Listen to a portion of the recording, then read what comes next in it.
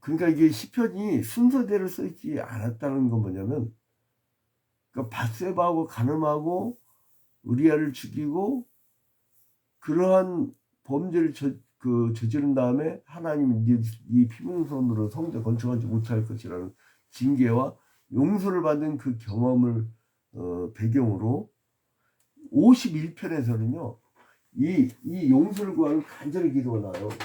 시편 51편에서 그 범죄를 저지르고 용서함 받은 후에 간절한 기도를 간절한 기도. 그 다음에 간절한 기도를 한 다음에 그 다음에 이제 오늘 시편 32편이에요. 32편을 이렇게 흘러가는 거예요. 줄거리가 그 줄거리를 알고 읽으면 굉장히 재밌죠. 그래서 이제 그 줄거리가 이렇게 될 텐데, 그래서 다윗이 그 자기가 경험한 하나님의 용서와 그 사건의 이제 교훈을 기록하고 있어요. 자, 여러분, 그래서 이제 이 회개하고 용서받았다는 것은 큰 축복입니다. 그걸 정리 못하고 간 사람들이 얼마나 많아요. 근데 이제 여기서 진정한 회개와 용서의 체험에서 우러나는 기쁨에 대한 내용이 나와요. 그 용서받는 자의 기쁨을 먼저 선언해요. 1절부터 2절. 1절부터 2절에서는 용서받는 자의 기쁨. 용서받는 자의 기쁨. 자, 1절과 2절 한번 볼까요? 허물의 사함을 받고 자신의 죄가 가려진 자는 복이 있도다. 마음에 간사함이 없고 여호와께 정죄를 당하지 아니하는 자는 복이 있도다. 근데 이게 히브리어 원어 성경은요 순서가 좀 달라요. 복이 있도다가 앞에 있어요. 복이 있도다. 그 마치 우리가 마태복음 5장에 보면 예수님께서 산상복음으로 팔복을 얘기하죠. 팔복. 그 팔복을 얘기할 때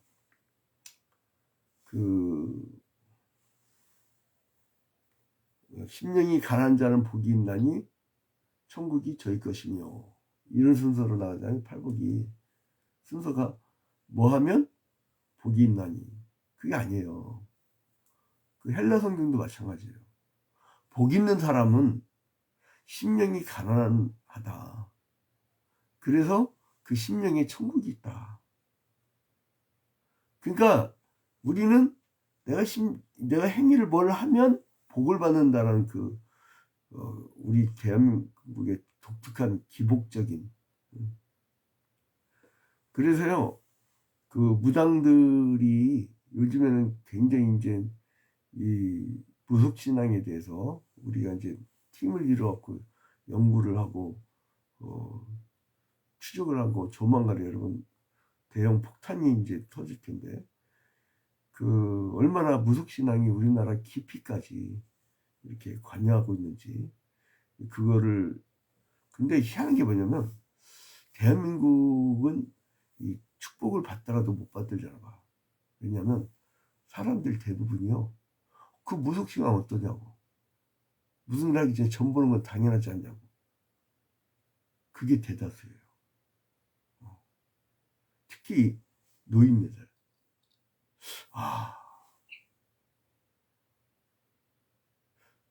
저는 겁이 나요. 하나님이 북이스라엘의 아하방이 그 우상숭배 극에 달했을 때, 남유다 문화세가 우상숭배 극에 달했을 때 나중에 멸망시킨다고 막 엄포로시잖아요. 난 아주 겁이 납니다. 겁이 나요. 기도 많이 해야 됩니다. 우리 대한민국. 근데 이제 그러니까 그게 배경이 되다 보니까 심령이 가난해지면 복을 받겠지? 아니, 그게 아니에요. 이미 구원받은 자는 복이 있어요. 그렇게 복이 있기 때문에 심령이 가난한 거예요. 이 1절도 마찬가지예요. 허물의 사함을 받고 자신의 죄가 가려진 자는 복이 있도다. 아니라 복을 받은 사람은 예? 죄 사함을 받는다는 거예요. 그러면 하나님 주신 복이 먼저예요. 지가 회개하고 지가 용서받는 게 먼저예요. 그러니까 이거를 여러분 하나님 절대 주권 사상으로 완전히 바꿔놔야 돼요. 우리 사고를 이게 썩어 빠진 이 막 돈 생각 썩어 빠진 기복 막 이런 거에 그러니까 옛날에 몇 년 전에 그게 거의 30년 전이구나. 내가 교계 기자 처음 할 때 제보가 들어왔는데 대통령 후보 장로님이 그 부인이 한국에 내놓으라는 점칙은 다 돌아다니는 그 포책이 돼가지고 권사님인데 큰 계단이 뭐합니까 그거. 자 그러니까 이제 또 2절 이게 반복이 돼요. 마음에 간사함이 없고 여호와께 정죄를 당하지 아니하는 자는 복이 있도다. 가 아니고 원래 원어 성경에서는 복 있는 사람은 마음이 간사함이 없고 하나님께 정죄를 당하지 아니한다. 이 얘기예요. 이제 여러분들이 사고가 전환되죠? 하나님이 복을 주셔야 돼. 그래야 내가 바뀌는 거예요. 지가 바뀌려고 노력해봐요. 그런 사람일수록요, 막 어디가 뭐 신비한 거 있는 줄 알고 막 찾아다녀요. 제가 우리 교회에서 한번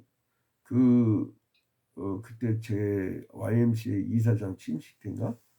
그 순실대 김영한 박사님이 오셔서 설교한 적 있잖아요. 그때 그냥 원고를 잔뜩 쏘셔 원고를 그냥 쭉 읽었는데 엄청나게 은혜를 받았어요. 어떤 액션도 없으셨는데 그게 뭐냐면 일상의 거룩함. 우리가 특별히 교회다와만이 거룩한 것이 아니라 일상적으로 지금 오늘 이렇게 줌이나 유튜브나 페이스북으로 이렇게 들어온 우리 성도들 이게 일상의 거룩함이 실현되고 있는 거예요. 이게 복이란 거죠. 그러니까 그건 복을 받은 자만이 할 수 있다는 거예요. 신앙 억지로 안 됩니다, 여러분. 주일 성수요? 좀 이렇게 구원받지 못한 사람들은 막 그냥 따라하려고 하잖아요. 그럼 얼마 못 가요. 이게 막 복 있는 사람의 존재의 어떤 그 차원이 달라. 안 갈 수가 없어, 안 갈 수가. 왜냐면 난 구원 받은 사람인데. 나는 구원 받은 거예요. 그 하나님이 의롭다 칭해 주신 거예요. 내가 뭘 해서 의로워진 게 아니고. 이제 이 순서를 딱 잡고요. 그리고 이제 그 죄악을 저지를 때 아주 괴로운 상태가 있단 말이에요. 막 마음이 괴롭잖아요. 그 다음에 이제 그거를 용서받을 때하고 대꾸법으로 사는 거예요. 이게 이제 3절부터 5절인데, 그러니까 죄의 괴로운 상태하고, 그리고 용서받았을 때 그 기쁨, 그 용서받은 상태. 이 두 상태를 대비한다는 걸 이걸 뭐냐면 대꾸법이라고. 대꾸법.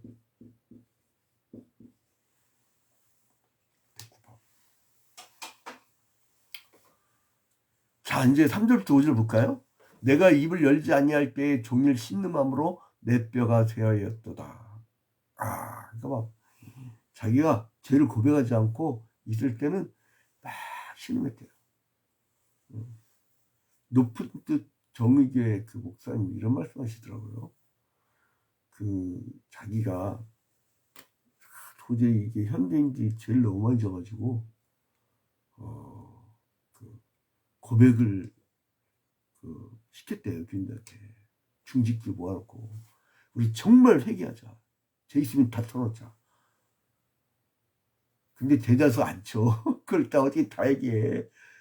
박살나려고. 근데 순수한 어떤 여집사가 고백을 하더래요.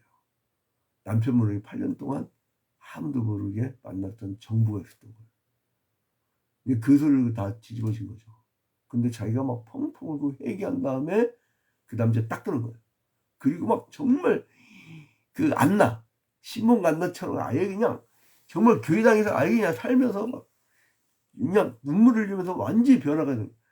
그 다음 주 그 그 교회가 아니라 그 다른 교회 소식을 그분이 들은 거예요. 괜히 또 그 교회 찍지 마세요. 다른 교회의 얘기를 그분이 들어서 얘기를 해준 거예요. 근데 그리고 나서요, 교회가 변화되기 시작해가지고 전부 회개운동이라는데 막, 아니 회개밖에 안 하는데 교회가 급부흥해버리더래요. 그 희한하죠. 그러니까 부흥은 사람이 하는 게 아닌 것 같아요. 하나님이 하는 것 같아요. 그리고 저기 뭐야, 내가 3주 전에 그 저쪽 전남 지방의 거금도 나한테 맨날 석화 먹으라고 오라고 그 목사는요. 근데 거금도에 그 화평교회가 있어요. 근데 그 목사가 막 나한테 석화 먹을 석화 처리라고 막 이때 안 하면 안 된다 그러는데 그 양반은요 그 마을이 20가구밖에 안 돼요. 근데 완전 무슨 여의도 순복음교 목사님 같아.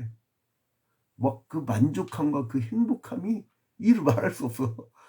마을 가구가 20가구밖에 안 돼요. 조그만 섬인데.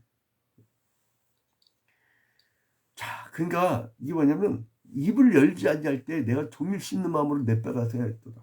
죄를 끌어안고 살면요. 죄를 끌어안고 살면 뼈가 새할 정도로 뼈가 새할 정도로 그렇게 힘들다는 거예요. 여러분 그 동양의학에서는 그 음양 사상 있잖아요. 음양. 그리고 그 이 오행이라고 해서 오행.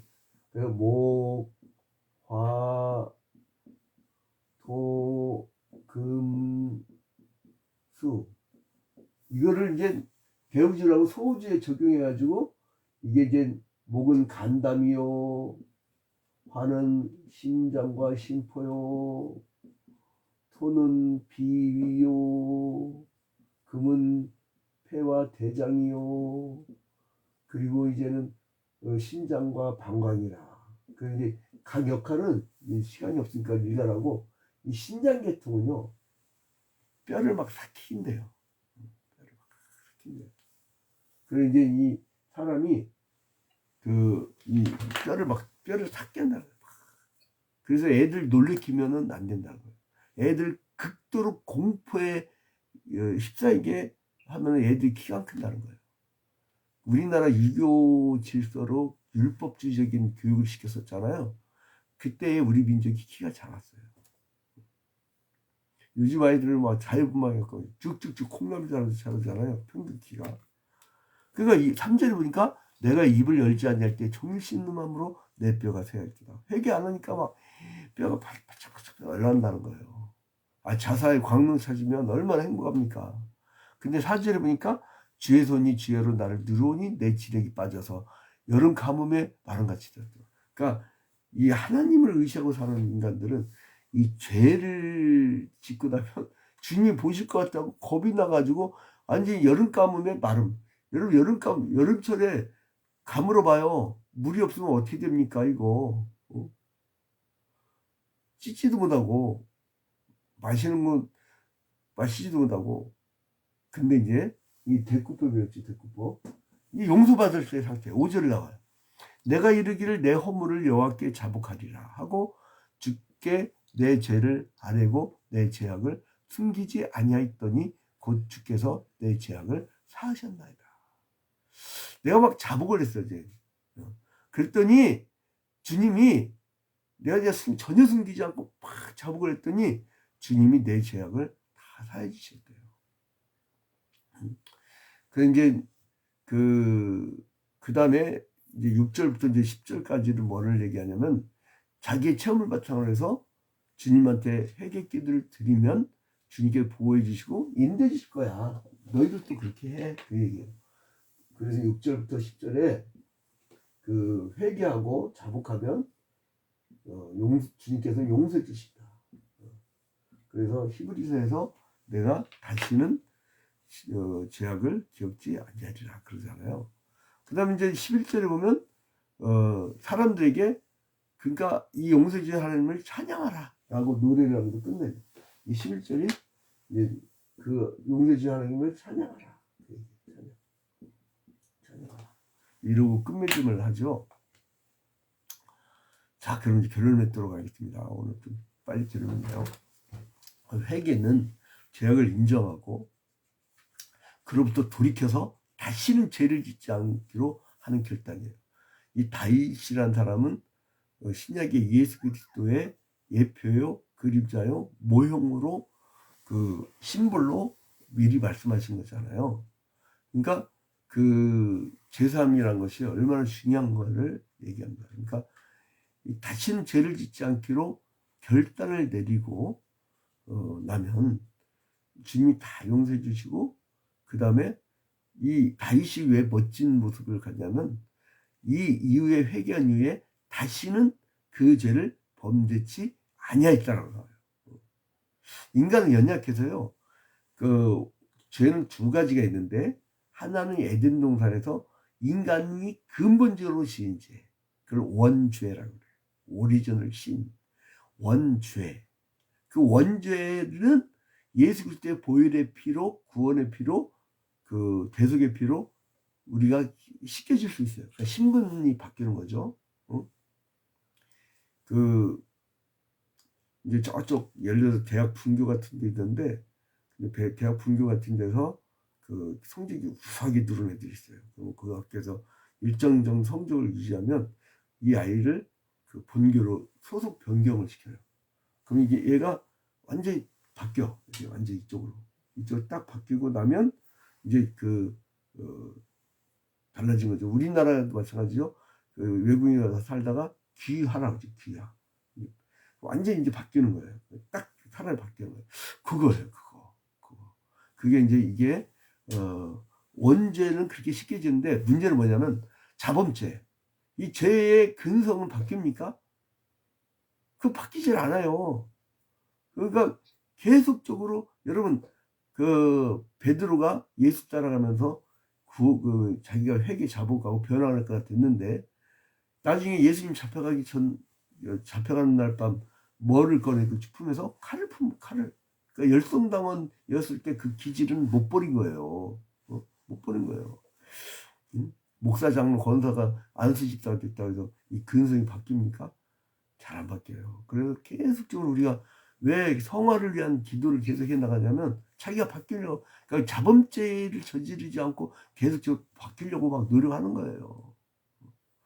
이렇게 노력해도 가끔 범죄를 저지르는 사람이 나오는데, 아예 노력하지 않은 사람들은 신기해.